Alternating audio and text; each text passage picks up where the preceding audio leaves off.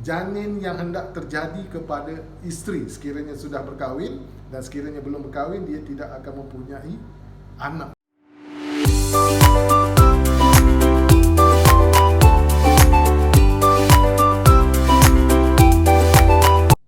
Assalamualaikum warahmatullahi wabarakatuh. Terima kasih kepada rakan-rakan, terima kasih kepada sahabat-sahabat, terima kasih kepada orang yang mengenali, terima kasih kepada semua, terima kasih kepada yang sudi mendengar. Tuan-tuan dan puan-puan yang saya hormati dan kasihi sekalian, kita akan masuk kepada satu tajuk yang begitu kompleks, tajuk yang banyak menimbulkan prasangka, tajuk yang menimbulkan banyak persoalan. Apa dia tajuknya, tuan-tuan? Tajuknya ialah santau. Ramai mempertikaikan tajuk ini, ianya wujud, ianya tak wujud, ianya cerita mitos, ianya cerita dongeng dan sebagainya. Itu terpulang kepada tuan-tuan. Maka mari kita bincangkan tajuk santau ini, kerana santau ini telah lama diperkatakan. Tuan-tuan, sebelum kita menyelusuri lagi perjalanan santau ini, kita kena fahami definisi santau ini apa. Ada orang mengatakan bahawa santau ini ialah tuju-tuju.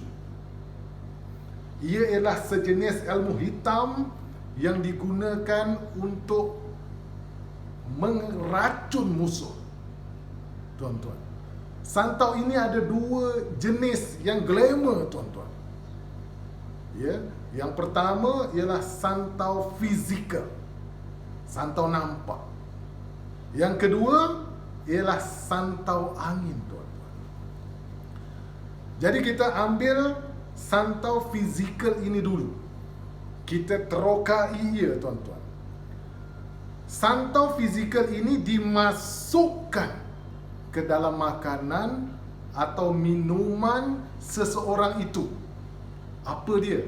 Miang buluh, serbuk kaca, bisa ipoh, bisa besi. Bisa ipoh ni ramai orang dah tak tahu, tuan-tuan, tetapi ia wujud, tuan-tuan. Dan lain-lain perkara yang sesuai untuk digunakan untuk menyantau seseorang.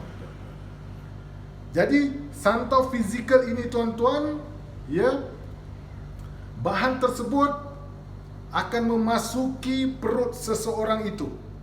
Apabila dia memasuki perut seseorang itu, maka luka akan berlaku dalam perut seseorang itu, tuan-tuan. Apabila dibagi makan dan minum tanpa disedari.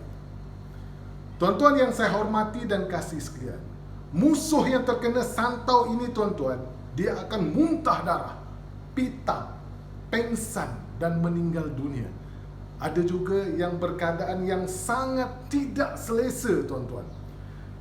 Ada juga santau ini, tuan-tuan, ya, digunakan pada hari ini dan wujud pada hari ini melalui sapuan, sama ada pada kulit, pada pakaian, pada kasut dan pada anggota badan, tuan-tuan. Jadi, tuan-tuan, serbuk kaca atau miang buluh ini apabila terkena sahaja pihak musuh itu atau seseorang itu, ia akan tersangat gatal. Bila gatal, tuan-tuan, ia akan garu. Bila garu, dia akan luka. Bila luka, maka bahan racun tadi masuk melalui saluran darah dan pergi ke arteri utama dan subarteri. Maka seluruh badan orang itu akan terkena santau, tuan-tuan. Racun santau. Perbuatan ini, tuan-tuan, akan menyebabkan seseorang akan berada dalam dilema, dalam kesakitan, mengikut kepada orang yang mengamalkan ilmu santau fizikal ini, tuan-tuan. Tuan-tuan yang saya hormati dan kasihi sekalian, bila kita berbicara tentang santau ini, tuan-tuan, ramai yang menyatakan ianya hanya dongengan. Tetapi persoalannya, Pernahkah kita jumpa orang yang terkena santau? Jawapannya sangat ramai, tuan-tuan. Jadi tuan-tuan, santau yang kedua ialah santau angin, tuan-tuan.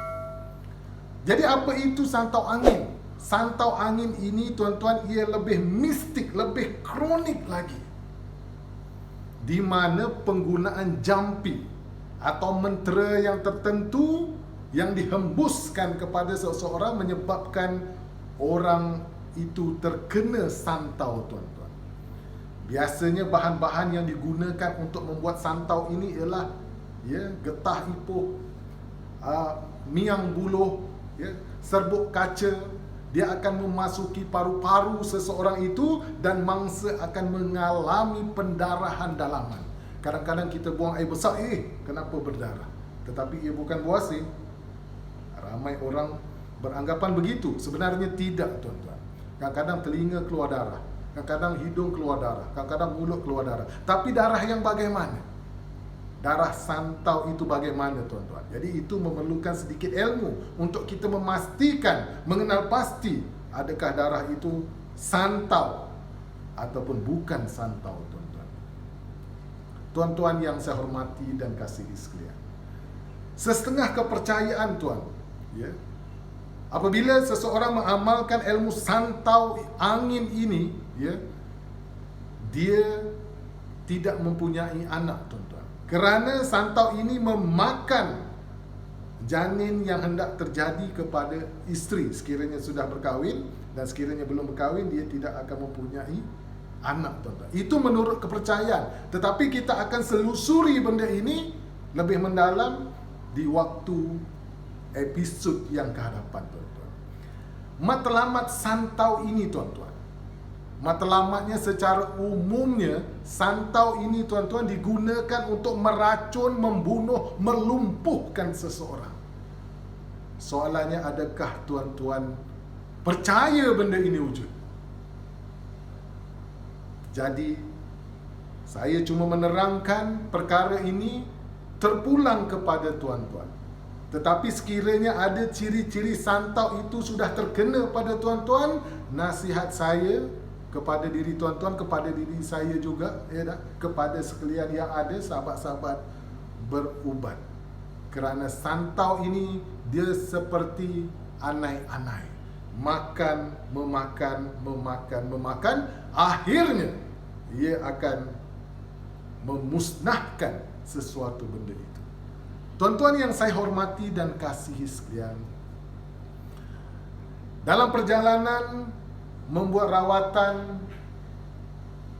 di Malaysia, di luar negara, Indonesia, Myanmar, Kemboja dan sebagainya, kita dapati, tuan-tuan, santau ini, ia santau tetapi diberikan nama yang pelbagai. Maknanya, tuan-tuan, ilmu ini ada orang terkena dan ada orang yang mengenakan. Maksud saya yang membuat santau ini, tuan-tuan. Maka tuan-tuan fikirkan melalui diri tuan-tuan, melalui ilmu tuan-tuan, kerana teknologi yang ada pada hari ini tidak boleh mengesan ilmu santau ini, tuan-tuan. Jadi tuan-tuan, kalau perkara ini baik tuan-tuan dengar, maka minta kerjasama daripada tuan-tuan, sebar-sebarkan ia, kerana kita berniat untuk membantu rakan-rakan kita yang bermasalah. Tetapi sekiranya apa yang saya beritahu ini tidak bermakna pada tuan-tuan, tidak mengapa. Maka yang lemah itu daripada saya, keseluruhan yang baik itu daripada Allah Subhanahu Wa Taala. Maka saya rasa cukup sampai ini di sini dulu. Kita akan berbicara persoalan-persoalan yang begitu banyak di dalam masyarakat kita, terutamanya insya-Allah di waktu-waktu yang akan terkehadapan. Insya-Allah, tuan-tuan, cukup sampai di sini dulu. Sekian, wabillahi taufiq wal hidayah. Wassalamualaikum warahmatullahi wabarakatuh.